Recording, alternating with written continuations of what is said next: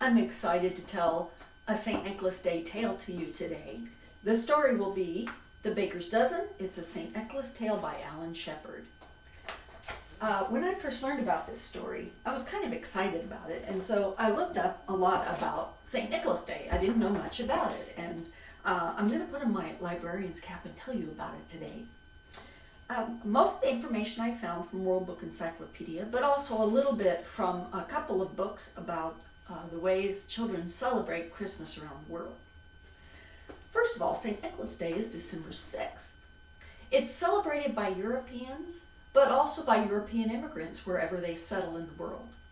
When we think of St. Nicholas Day celebrations, we often think of the Dutch, who put out their little wooden shoes, the Dutch children do, on St. Nicholas Day Eve, which is December 5th. They put out their wooden shoes and they put straw in their shoes. You see, here in America, we, the children anyway, put out milk and cookies for Santa Claus because we think of him as having a sleigh and reindeer, and that coming down through the chimney he'd be hungry. Well, the Dutch think of St. Nicholas as not having a sleigh and reindeer, but having a big white horse. And he rides the horse and he carries the bag on the back of the horse, the bag of toys. So they leave their wooden shoes out and straw for St. Nicholas's horse. St. Nicholas comes in the night. He leaves candy and toys in the children's wooden shoes. St. Nicholas was a historical figure. Born around AD 300, he lived during those times in Asia Minor. The legend most connected with St. Nicholas is one where he, during his time living in a village, was good friends with a villager who was a merchant and who was very poor. And this villager had 3 daughters. The 3 daughters were penniless, and he had no money for their dowry. So St. Nicholas, in the night, by cover of darkness, crawled up on the merchant's roof and dropped 3 bags of gold down the chimney.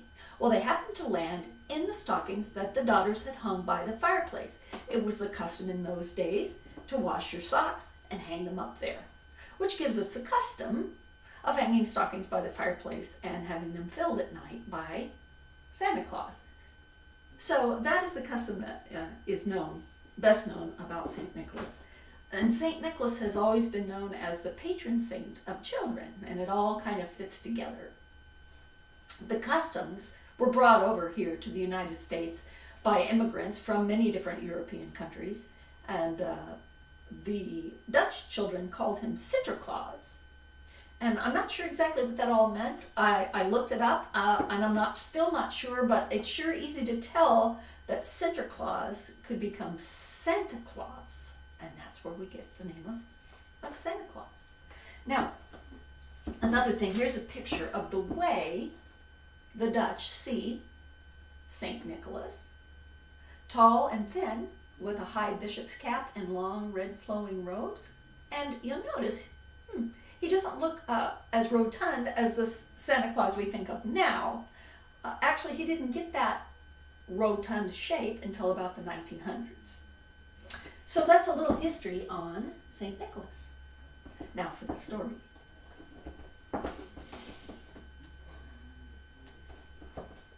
In the American Dutch colonial town that would someday be known as Albany, New York, there lived a baker whose name was Van Amsterdam. Now, Van Amsterdam was known for his wonderful baked goods, but he was also known as a very honest man.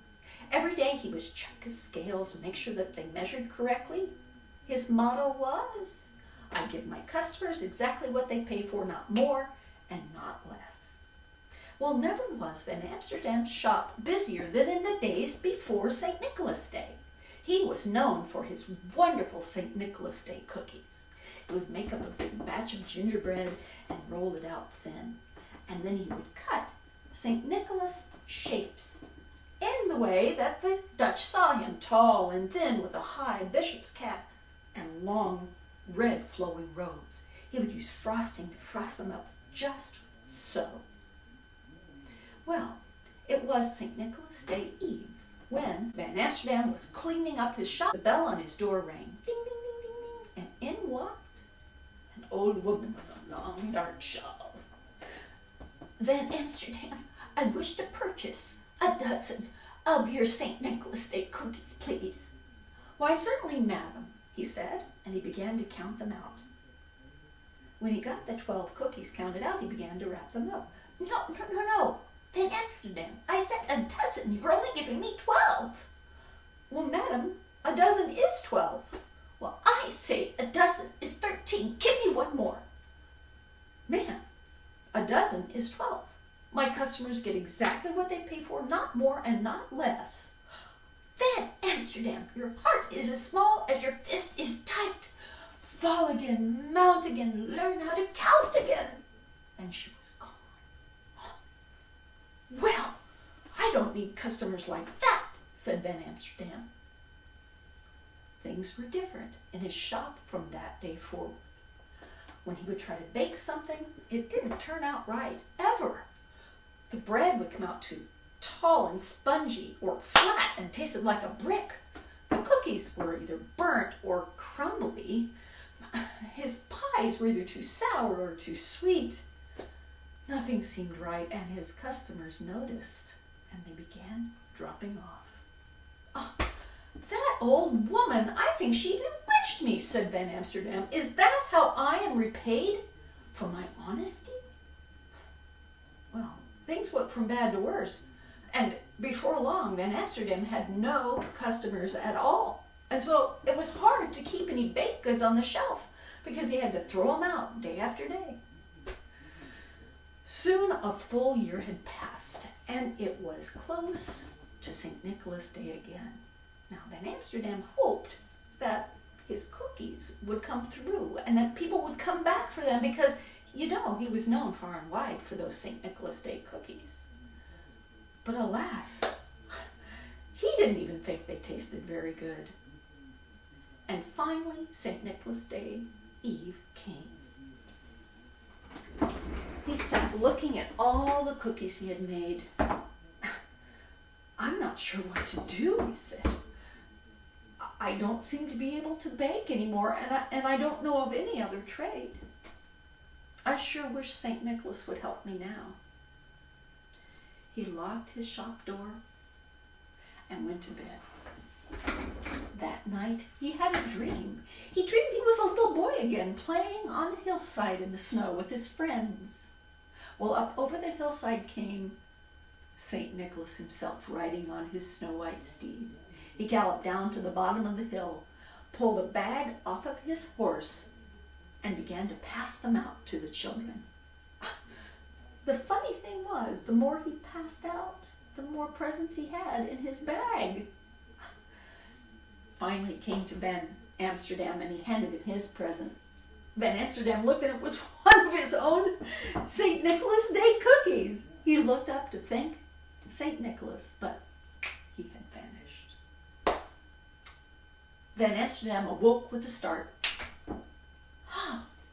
He sat thinking in the moonlight on the edge of his bed. I always give my customers exactly what they paid for, he said, not more and not less. But why not give them more? He was so excited. He jumped out of bed and ran into his shop and began to mix up a new batch of gingerbread. Oh, it tasted just like the old gingerbread that he used to make. He rolled it out nice and thin, cut the shapes of St. Nicholas, and began to frost them with this red and white frosting. Oh, they looked and smelled wonderful and tasted good too. Just as he finished, the bell on his door rang. Ding, ding, ding, ding, ding. And in walked, you can guess, the old woman with the long dark shawl. Van Amsterdam, I'm here for some of your St. Nicholas Day cookies. I would like to buy a dozen, please. Certainly, ma'am, said Van Amsterdam. He counted out a dozen of the cookies and added one more. Madam, in this shop, from this day forward, a dozen is 13. Oh, Van Amsterdam, you have learned your lesson well. You have learned how to count. You will be rewarded for your generosity. The woman paid for the cookies and left, with a twinkle in her eye. What the woman foretold came true. Van Amsterdam was rewarded for his generosity. His baking seemed to have come miraculously back to the same touch that he had had before. And when people found out he was giving 13 for a dozen, well, you couldn't beat them off with a stick. Other bakers had to start giving 13 for a dozen as well, and the custom spread, the custom of the baker's dozen, to the other colonies and actually spread through the ages, so that even to this day, some bakeries give 13 for a dozen. And so, good people, I would ask you to think about and heed the words of Van Amsterdam as you go about your giving in this season. Why not give more? But more importantly, I urge you to heed the words of our Lord, whose birth we celebrate in this season, when he said, "Give, and it shall be given to you. Good measure, pressed down, shaken together, and run over." Have a blessed Christmas season.